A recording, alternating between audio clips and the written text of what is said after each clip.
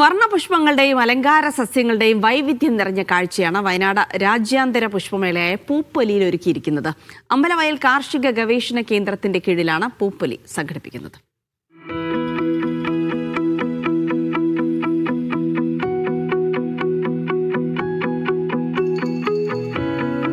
പൂക്കളുടെ വർണ്ണവിസ്മയം തീർത്ത് പൂപ്പൊലി 2026 ഏറെ ജനപ്രീതി നേടുകയാണ്.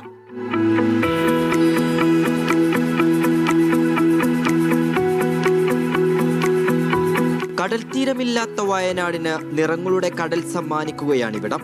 പൂപ്പൊലി 2026.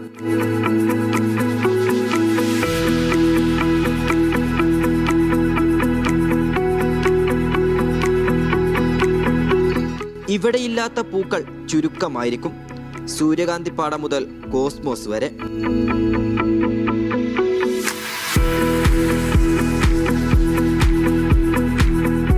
അടിപൊളിയാണ്. ഞങ്ങൾ അബുദാബിയിൽ നിന്നിപ്പോൾ ഗ്ലോബൽ ഫെസ്റ്റിവലൊക്കെ കണ്ടിട്ട് വന്നതാണ്. പക്ഷേ ഇവിടെ വന്നപ്പോൾ ഇവിടുത്തെ വൈബ് ഒന്ന് വേറെ തന്നെയാണ് കേട്ടോ.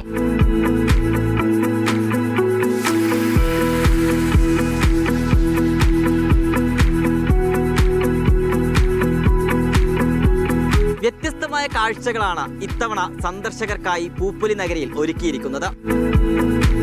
പൂപ്പൊലി നഗരിയിലെ ഓരോ കാഴ്ചയും കൗതുകവും മനോഹരവുമാണ്. വെറൈറ്റിക്കായി ഇത്തവണ ഫ്ലോറൽ ക്ലോക്കുമുണ്ട്. നഗരി പൂർണ്ണമായും ഭിന്നശേഷി സൗഹൃദ ഇടമാണ്.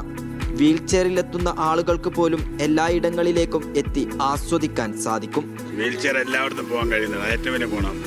ഞാൻ നോക്കുമ്പോൾ വയനാട്ടിൽ എവിടെയും വീൽചെയർ പോകുന്ന സ്ഥലങ്ങൾ വളരെ കുറവാണ്. പക്ഷെ ഇവിടെ വീൽചെയർ എല്ലായിടത്തും പോകാൻ മൊത്തം കാണാൻ പറ്റുന്നത് ഒത്തിരി സന്തോഷത്തിൻ്റെ അനുഭവം.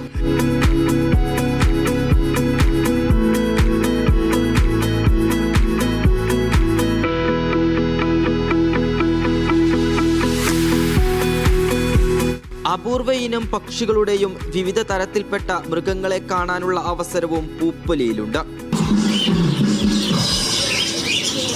എക്സോട്ടിക് മൃഗങ്ങളെ കാണാനും വ്യത്യസ്തമായ അനുഭവങ്ങൾക്കും പൂപ്പൊലിയിൽ പ്രത്യേക സൗകര്യങ്ങൾ തന്നെ ഒരുക്കിയിട്ടുണ്ട്.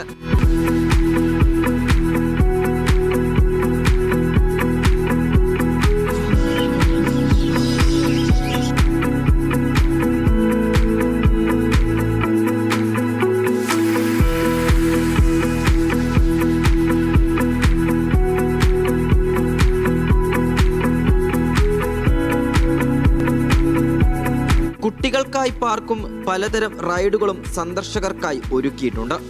വൈകിട്ട് വിവിധ സാംസ്കാരിക പരിപാടികളും അരങ്ങേറും.